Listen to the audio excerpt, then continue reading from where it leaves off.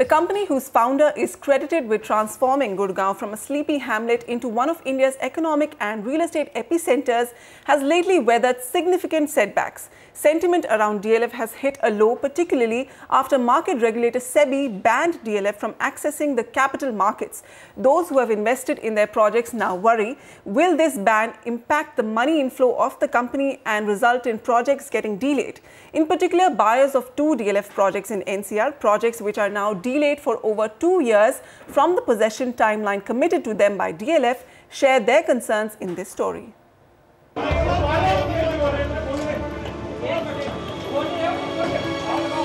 like a mental paralysis for me. I've stopped living ever since I booked this flat. Booking a flat with the country's topmost real estate company, DLF, too could leave you high and dry. A thought that clearly never crossed any of these home buyers' mind as they were banking on the brand name. The DLF name was one of the biggest names in India. That is how so many people, had trust in them. But I am disgusted today to see that they have miserably failed to keep their first. It was supposed to be a first prestigious project of DLF in the capital of the country, and they miserably failed. And I mean, whatever they have done, it clearly shows that they have got no empathy with the people. Launched in 2009, DLF's Capital Greens is at the prime location of Motinagar, just kilometers away from Lutyens, Delhi. The project has a total of 3,000 flats and was to be delivered by 2012. The story is no different for these people who booked their flats in Express Greens project of DLF in Manesar. Launched in 2008, Express Greens was to be delivered by 2011, and as the pictures reveal, the project is far from complete even after over 2 years.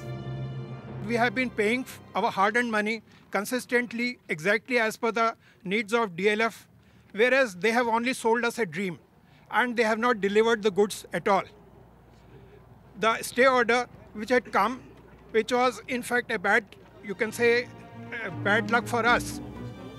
Things got worse when these farmers moved High Court of Punjab and Haryana and filed a writ petition seeking higher compensation for the plot of land where this project stands. The court issued a stay in May this year, and work on the project is stalled since then, making these home buyers more restless and anxious. Over the past few months, DLF has been hitting the headlines for some negative news. The Supreme Court upheld the CCI penalty of 630 crore rupees for skewed buyer-seller agreement and misuse of dominant position, and SEBI imposed a 3-year ban on the company and 6 of its top executives from accessing the capital market. Fortunately for the buyers of DLF projects across the country, it's only the above two projects which are inordinately delayed.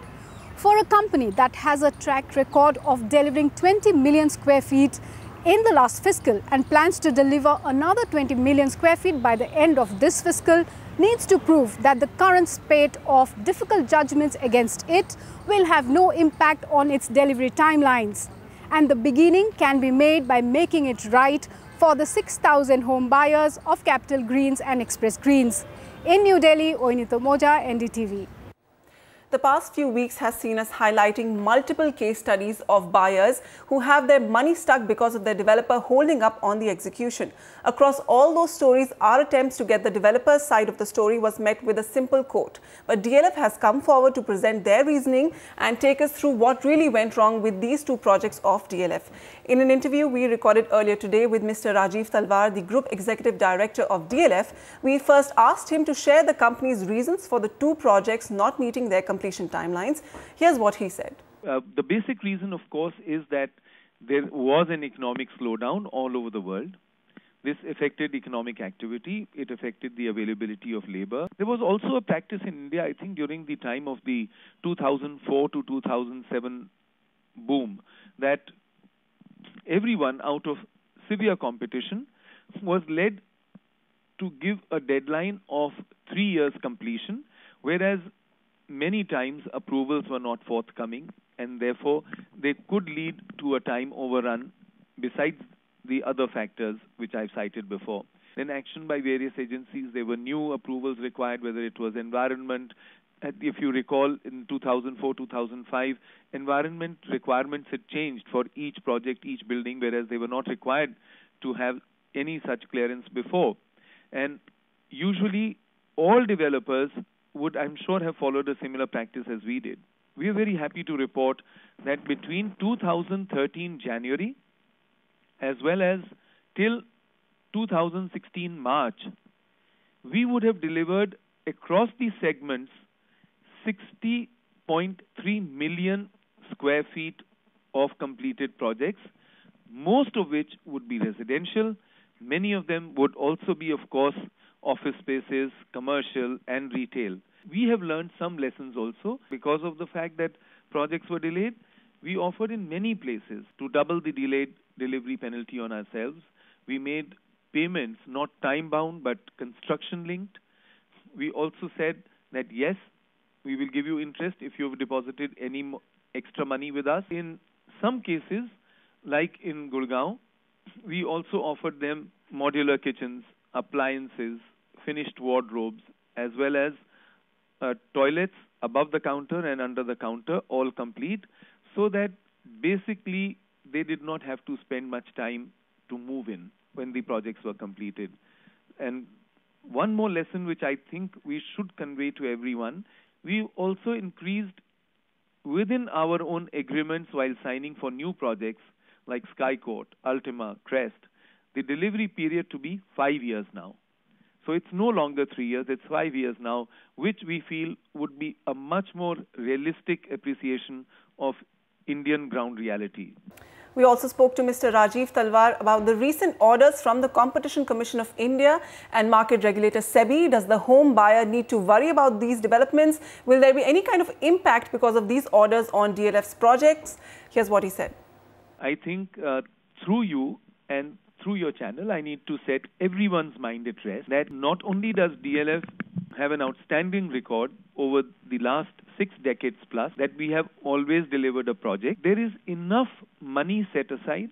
There are enough cash flows coming in for us to meet our capex requirements. In fact, to tell you the truth, we plan well in advance. Also for our financial commitments, we have never ever defaulted either in our completion of projects or in repayment of monies which are due as and when to various investors in DLF.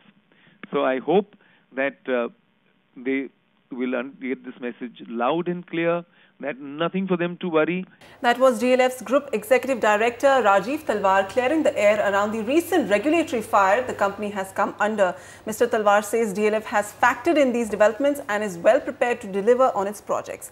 Let's now hear out what DLF's investors, its home buyers, are claiming. We are joined in our studio by Vishal Salgotra. He bought a home in DLF Capital Greens, Shivaji Marg, Moti Nagar, Delhi. We also have Mr. Ramamurthy. He bought a home in DLF Express Greens, Manesar. Both these projects are delayed about 2 to 3 years, and we'll also get a legal perspective on all of this from Vinay Singh, founder and owner, Vinay Singh and Associates.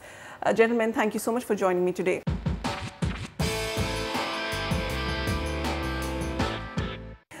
You heard what DLF just said. We played a phone conversation with them. Are you convinced with their reasoning? They claim there's nothing to worry for investors. What do you say? Are you convinced? I guess a lot of things that Mr. Talwar said is something new to us. Sharing information is one of the greatest concerns, for people like us. We have invested our money, and we are looking forward to more information coming in from DLF. But that has not happened over the past years. So we have 2,800 buyers who have put in their money, and they are looking for more information coming in, and that has been our biggest concern. And some of the concerns that really if you look into has been regarding compensation. It has been more than 3 years since 33 months deadline was given to the buyers. There are two kinds of buyers. One are original allottees, the other one are buyers from the market. So the buyers from the market are not eligible for any compensation at all as per the agreement that was signed by DLF, and the original allottees are not given any compensation whatsoever under the force majeure clause. So that's That's what it is, and you know, it's like a double whammy for buyers, because they pay for the capital that they have taken for the banks as in terms of EMI. The other is you know, they're paying their rents, and they don't recognize any association. They don't share, you know, any information. So that has been our, and a lot of buyers are very concerned about the information coming in, and you know, and they want to know more. Okay. Mr. Murthy, would you agree with their reasoning that there are larger macro factors which have led to these delays? We know the real estate sector suffers from approvals coming in very late. That takes about 18 to 20 months. They're talking about labor shortage. What do you seek from them? He spoke about builder-buyer agreements, honouring the clauses in those. What do you seek from DLF now? See, according to my information, selling apartments without approvals is unlawful. This is what I understand. You can't just collect the money and then start getting approvals and then keep promising, because all of us are, end of the day, it's a hard-earned money. There are a lot of people in the age group of 30s. This is the first time they're buying a house and they're having a problem. Now, what Mr. Talwar has mentioned is too general. I think he has given an overview of DLF across the country, whereas I think this program is confined to only a couple of projects. I don't agree with him about this labor shortage, because the Bihar labor goes all the way to Chennai to complete the project, whereas he can't come to Gurgaon. I can't understand this. You take Bangalore, for example. They also have one project, Western Heights, which is as old as Express Green and Capital Greens. There is absolutely no idea. People are crying there. Whereas they have started another project in Bangalore. It is an absolutely fast track. Almost all the floors have been completed. I mean, whatever he is giving is completely inconsistent. I mean, I don't agree, with due respect to Mr. Talwar. I don't agree. Number two, we buyers have given 95% of the money. He can't deny that. Where is the question of global meltdown, all this stuff? For every money that we have paid, if someone has not paid, he is charging 15%, 18% interest. What is worse, for the delays, the compensation that we are supposed to get, 5 or 10 rupees per square feet, is not available if I have delayed one payment, notwithstanding the fact that I have paid overdue interest for that. If somebody is a second buyer, somebody has bought from someone, not from DLF, he is also not eligible for delay compensation. I mean, all these tricks they are not good for a company like DLF. They are supposed to be claiming that they build India. Yeah. I mean, they should set example to the rest of the industry. But unfortunately, all the builders in Delhi NCR, they copy their agreement. They follow all the wrong practices of DLF. Everybody is following it. I'm sorry to say this. I mean, global meltdown is it's a past story. Yeah. 2008-9, almost all the companies have come out. And more so when the buyers have given 95%, what is the problem? Now, today, in our case, if you take, we are in a court case. Now, the government of Haryana promulgated an ordinance, and builders bought land from farmers. The authority that registered the land, all the lands, they ought to have gone to the sale deed, which was sold at 25 lakhs, whereas the guy who is buying it is going to get only 10 lakhs of rupees. So prima facie, no, these are issues. Right. Now, point is that today everything is substantially complete. Now we are stuck because the case is going on in Chandigarh. We don't know when is it going to happen. Those are larger extraneous issues. I'd like to bring Vinay into this. Vinay, DLF, one of India's biggest real estate developer, and the company by its own ambition now says that they're looking at more realistic completion timelines. 3 years, they say company in its whole competitive drive set some impossible standards. 3 years to complete a project, they say, is now impossible. Look at more realistic timelines of 5 to 6 years. Is this a positive, indication from India's biggest developer for the rest of the industry, because they end up setting quite a standard for the rest of the industry, all the players? Hello. So the one good thing is that they are finally admitting that the timelines they gave you were not realistic. So that's a really good sign. I think the basic problem lies again, with the way builders stonewall you when things go wrong. A large part of the problem is that the buyer does not know where he stands, actually what is happening, and whether that project is going to, get completed in the near future, distant future, or not at all. So I think one thing that these builders could do is take the investors into confidence and be a little more transparent with them. You know, with a group of this size and you're claiming that you've got 60, 70 years reputation, one expects something more than just stonewalling. So if that one area can be addressed, of course, we've discussed this many times as to what needs to be done. There is a lapse on the part of the government agencies in probably not giving approvals on time. But that's just one part of the problem. The other part is they are giving you unrealistic deadlines. They are launching projects without approval. So obviously there is going to be a delay. Because you are collecting money today saying that I will do the project, you don't have the approvals in place. You take another year or two to get the approvals. So who's going to pay for that delay? And on the other hand, you have got one-sided agreements where you are either bound to pay nothing or you are bound to pay a pittance. Whereas if the poor investor either defaults or delays payment, you will either cancel his allotment or you will take some heavy penalty from him. So these are issues which somehow need to be sorted out, in terms of law. Vinay, we've had many developers come on the show and talk about how capacity execution, that's been a huge constraint for everybody across the industry, labor shortage. So DLF has also cited these same reasons. Is that a valid defense? I don't think that's a valid defense. See, you are a developer. If you are going to construct a project of this size, you have already planned for it. You know what kind of labor requirement you have. You know what kind of material requirement you have. You know what kind of capital requirement you have. It's not right for you to now stand up after your project is stuck and say, okay, oh, there was a labor shortage. Well, why didn't you plan for it? We expect something better from a group of your size. So I don't think that's a valid argument at all to say that there was a lack of material or lack of labor. Unacceptable, simply.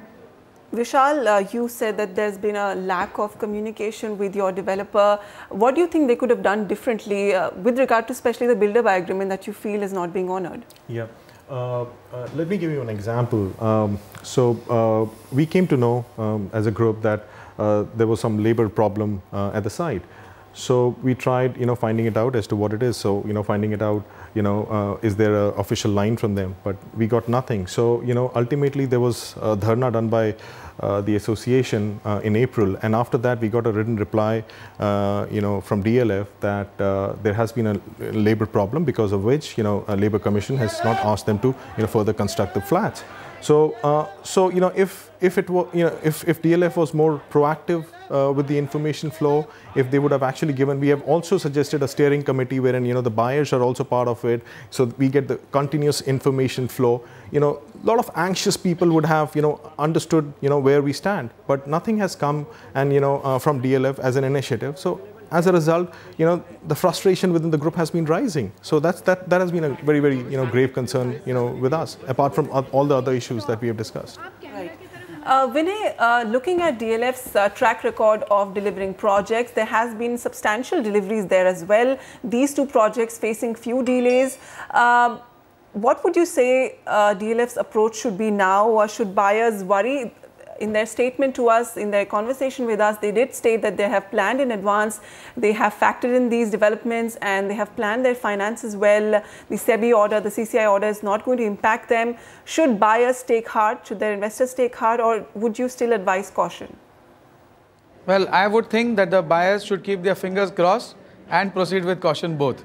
If you see the amount of bad news that seems to be coming, you've got a penalty which is confirmed, you can't raise capital from the market, there are other small issues, there is a stay order here. So if the sum total of it is, it's not going to be very easy for DLF to deliver on their commitments, regardless of what may have happened in the past. And I think the best way forward for them right now would be to take these investors into confidence, assure them of timelines with some concrete evidence, and also compensate them wherever possible in a manner which is befitting, not some small pittance. So I think if these few confidence building measures come forth, and as was rightly pointed out, why don't you have a committee where the flat buyers are involved? One flat buyer going out and saying that, listen, I am convinced that there is a problem but it will get sorted out, will speak volumes much more than any builder can convince the investor community. So I think they should really look at these kind of measures. All right, honor its commitments. It's going to be a crucial time for DLF if it wants to retain its brand value in the minds of its home buyers, its investors, be it the SEBI order or the CCI order. What matters is the verdict of the home buyer, and for that they need to honor their commitments, especially those stated in the builder buy agreements. Gentlemen, thank you so much for joining me on the show today. Thank you.